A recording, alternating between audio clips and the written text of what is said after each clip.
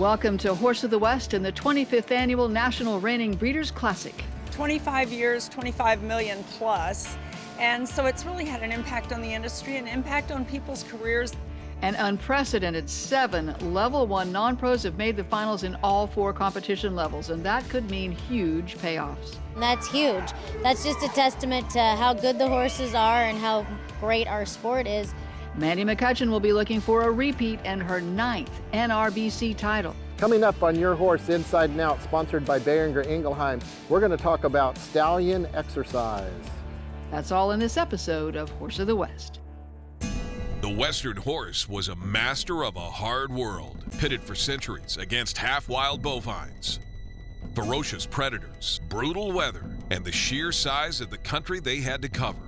Their descendants are still nimble, fast, and courageous, with a rock-solid disposition that makes them beloved the world over. In this next half hour, you'll see them in action here on Horse of the West.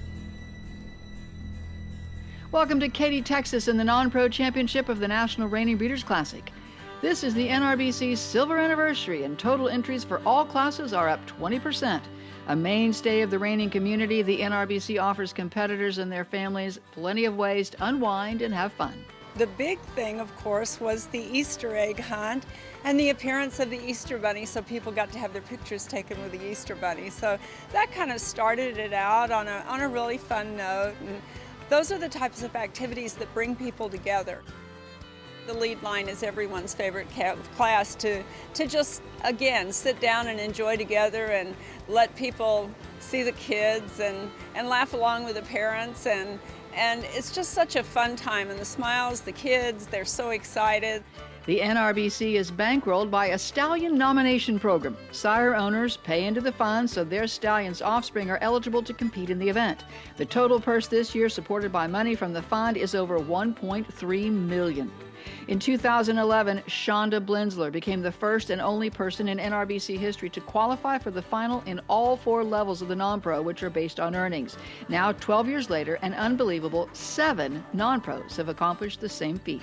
You know, I've said for years, every reining is a heartbreak and a fairy tale at the same time. You know, it just depends on what horse is yours. And so it's fun to see those fairy tales come true. And for that many 7 non-pro riders to make the level 4 finals that were also eligible for level 1 was just super exciting. And with Brad and Amanda Kelly of Admore Ranch sponsoring all entry fees for youth riders, the NRBC is a showcase of what makes the reining community a family. But that won't stop these family members from fighting tooth and nail in the show pen. In the non-pro classic, Lane Colston of Frankfort, Kentucky is riding Little Rough Whiskey by NRHA $1 million sire Whiskey and Diamonds out of Little Rough Star Time. And we call him Cowboy. He's 5 this year.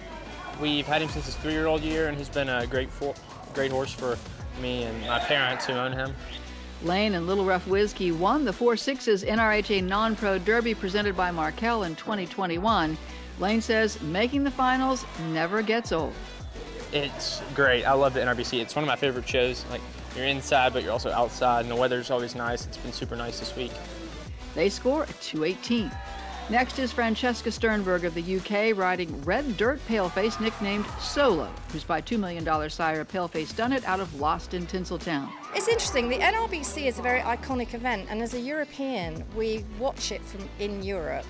And everybody would love to come. But the downside to it being such an iconic event is the size of it. I mean, I came here to have to go against 200 other people like me, and that's horrifying. I'd like to go against 3 other people, really, and actually hope they both fall off. But if you don't try, you don't get better. You have to come to the best events to be the best you can be, and that's the bottom line, I think. Francesca and Solo end up half a point behind Lane with a 217.5. NRHA Hall of Fame member Jose Vasquez of Markham, Illinois is on a homebred as usual. This one named SLJ Corazon Valiente by his Hall of Fame $4 million sire Smart Like Juice out of Winder Up Shiner.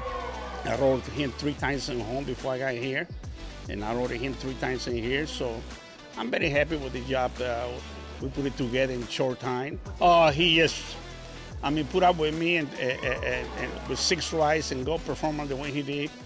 Jose scored a 2:15 in the finals here in 2021, and he beats that by 2 points, earning a 2:17 from the judges, and you can bet he'll be back next year.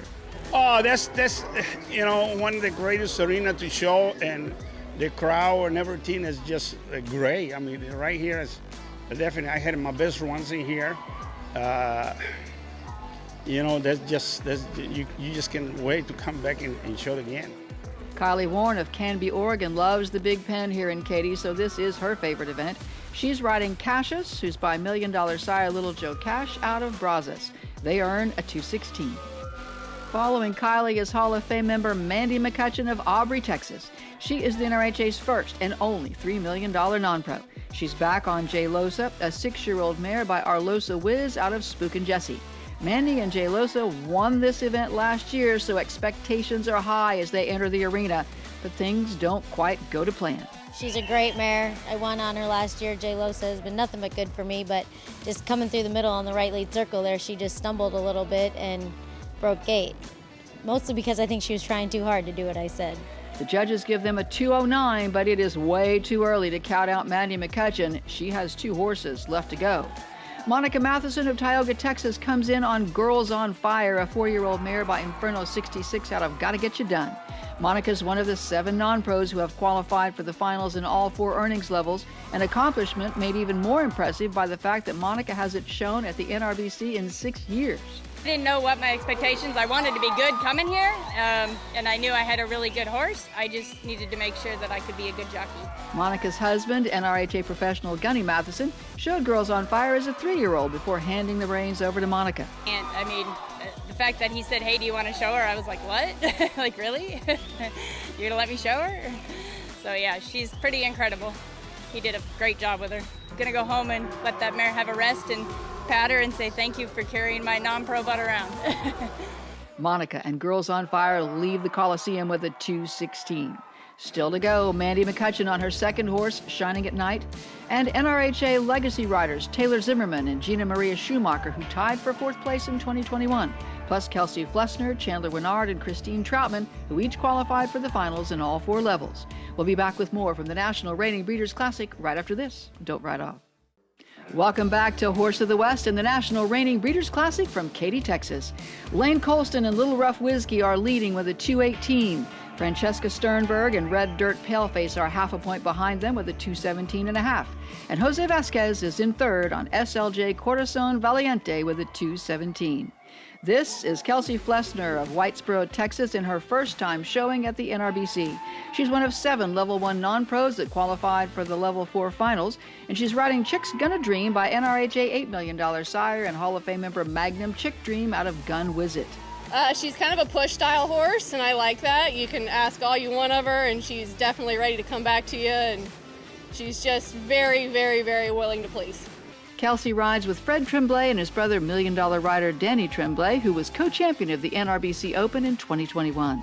I just want to thank everybody that's helped me. My trainers and my fiance, they've put a lot of faith in me to give this a try. You seem like a very happy girl right now. Thrilled. I can't believe I'm even here today. Kelsey and Chick's Gonna Dream score a 2:15.5. Mandy McCutcheon is back on her 2nd horse now, Shining at Night, by $5 million sire Gunner's Special Night out of a Shining Sidekick. This duo won the NRHA Non-Pro Futurity in 2020, and Mandy herself has won here at the NRBC 8 times. Very happy with him. You know, he just is a solid trooper every time I show him. You know, he just is kind of the same all the time, and there's a lot to be said for that in our business. The reining horse industry is thriving, and there's 7 Level 1 riders that made it to the Level 4 finals of the non-pro this year, and that's huge. That's just a testament to how good the horses are and how great our sport is and how hard riders are working to become better and really just craving it and craving wanting to be competitive, and it's fun to watch and it's fun to see. Mandy and Shining at Night earn a 2:19, which will be just enough to move them in 1st ahead of Lane Colston. Chandler Winnard of Scottsdale, Arizona is riding Who's Joe Daddy by $1 Million sire Little Joe Cash out of Miss Sunshine Annie. Chandler won the Level 1 and 2 non-pro here at the NRBC in 2015 on a different Palomino horse. She says she felt a connection to Who's Joe Daddy from the very first ride. We pretty much knew from the start he was yellow, like my past horse. So that was already special to me. And then he was just really gentle and forgiving and had a great attitude and personality.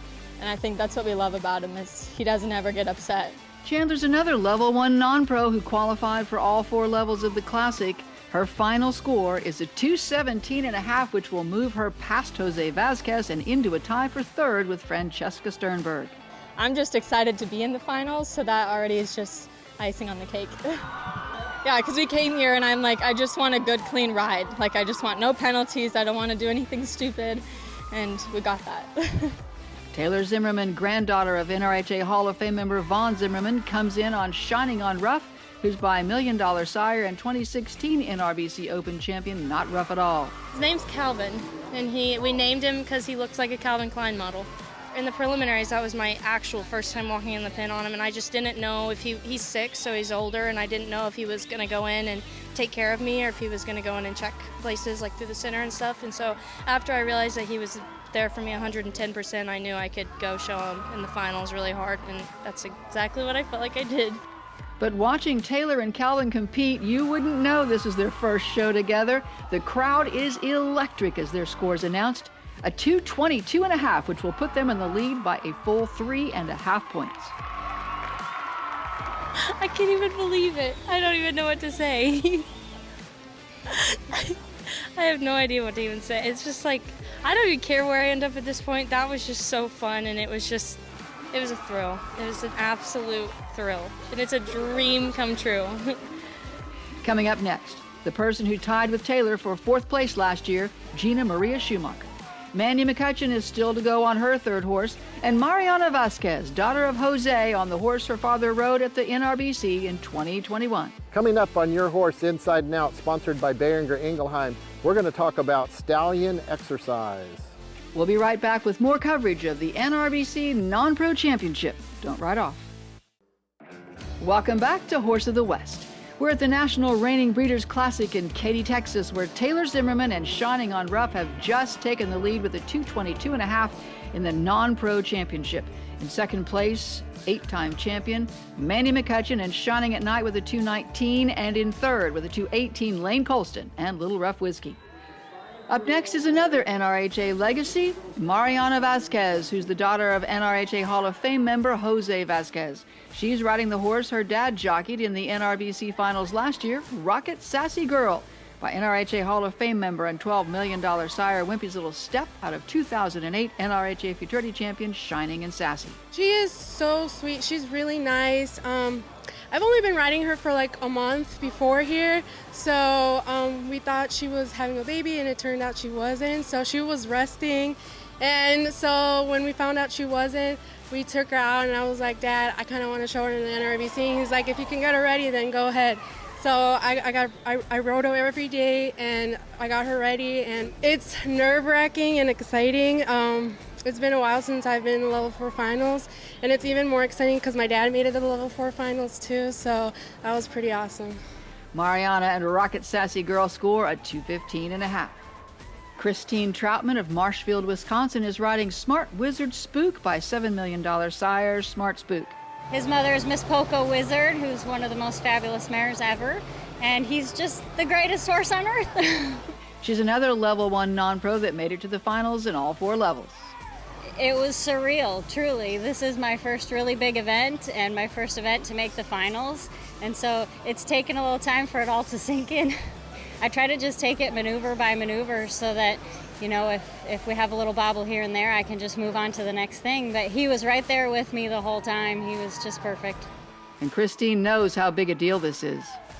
I do. I mean, I've ridden Reiners a long time, and this is the biggest dream come true.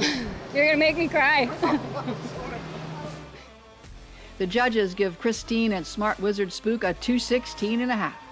Here's yet another NRHA legacy rider, Gina Maria Schumacher, daughter of $1 Million owner Corinna Schumacher. She's riding Gonna Step Ya by $6 Million Sire Gonna Trash Ya out of SDP A Lasting Step. Yeah, he's just a super cool little athlete, and we bought him when he was end of his 3-year-old year, and I've been riding him since, and he's probably he is the best horse I've ever ridden. He's actually really funny and sometimes a little naughty, but overall he's really nice to be around, and he's easy to ride and just relaxed about anything. Gina tied with Taylor Zimmerman, our leader, for fourth in the non-pro finals last year, but she's going to need higher than a 2:22.5 to steal the lead from her this time. The word from the judges after a very nice ride, a 2:20.5. Just I didn't go as fast as you would think for the finals, but I didn't want to go crazy and then have a penalty and cost me more than just going and trying to have a nice ride and just win a nice paycheck. It is a 2:20.5 at the NRBC. Yeah, but 2:23 would have been better.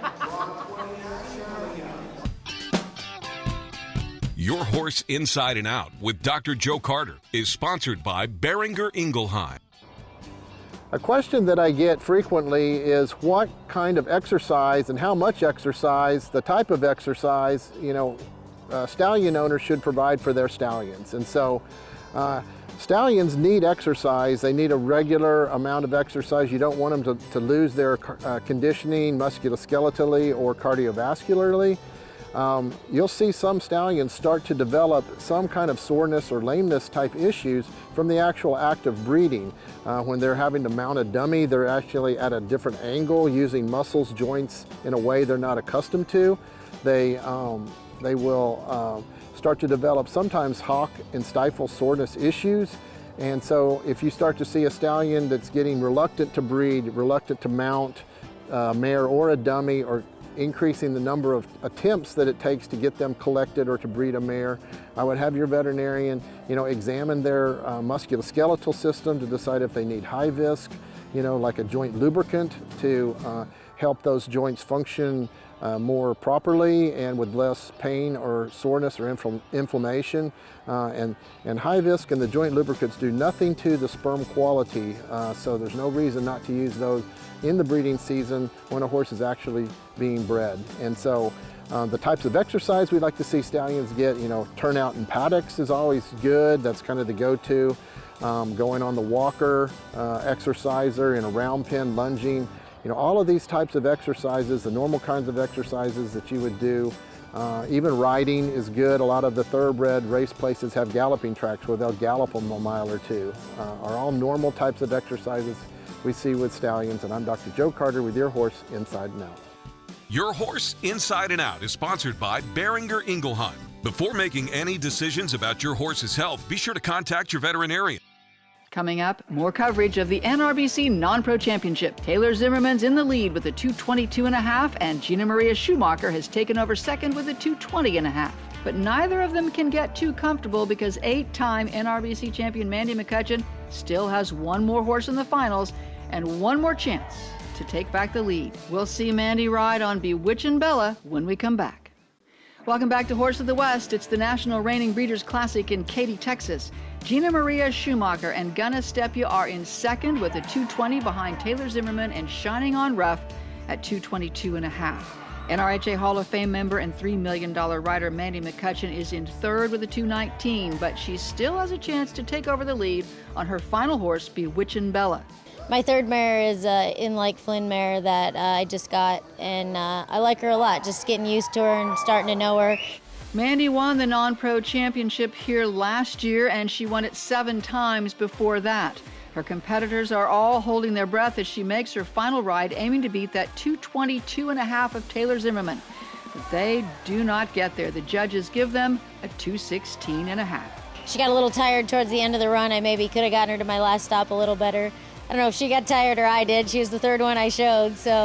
But I was really pleased with all 3 of my horses today. They all, gave me their hearts, and that's what this is all about. Mandy's previous score, a 2:19 on Shining at Night, is enough to earn her third place and a $15,000 check. Yeah, I'm happy. Life is good. You know what? We're so lucky. Our family and a lot of people that make a living in this business, we're so blessed because this is such a great industry right now, and we get to do what we love every day. Now, are there ups and downs? For sure. Is it tough to get through the down times? For sure. But if we get to look around and see we're at this beautiful facility at a great horse show that pays out millions of dollars, I mean, how much more lucky could we be? With a 2:20.5, Gina Maria Schumacher and Gunnar Steffi take the reserve championship in 20,000. Yeah, I just wish I could have done a better job and, prove that what he is and what he deserves to look like. I had some bad luck in the Cactus Classic, and so I had with the penalty on the right circles and stuff, so I just lost my confidence. So now I'm just trying to get it back and slowly. But she's not giving up yet, and she already knows where she's headed next. We're gonna go to the NRHA Derby. And an ecstatic Taylor Zimmerman wins the NRBC Non Pro Championship and $30,000 with that 2:22.5 on Shining on Rough. That was amazing. I don't even know how to describe it. That horse just was right with me the whole time, and he never tried to do anything out of the ordinary. He was just right there with me. After the second rollback, I started crying, and I heard some people cheering, and I turned the corner. I was like, just gotta, run down there and say whoa, and I just made me cry. After the second turn, I knew I could really go. I knew he was with me because he turned huge for me in both ways. And so as soon as I loped off, he was right there and didn't check anywhere, and so I just knew that it was time to show him, like I know I can show him. He's very easy, doesn't take much. Cade McCutcheon coaches me, and he's helped me a lot, like with getting used to the horse and kind of trying to feel him out and figure out what I need to do in the show pen. And so just with Cade's coaching and me just getting on him and riding him once a day, it's made everything really easy. So it's been fun. It's been a lot of fun. Be watching in the weeks ahead for coverage of the Open Championship from the National Reining Breeders' Classic, and then barrel racing from the American Rodeo. You can find more Horse of the West content on Facebook and on our YouTube channel. Be sure to subscribe and hit that bell for notifications. I'm Jennifer Reynolds. We'll see you next time on Horse of the West.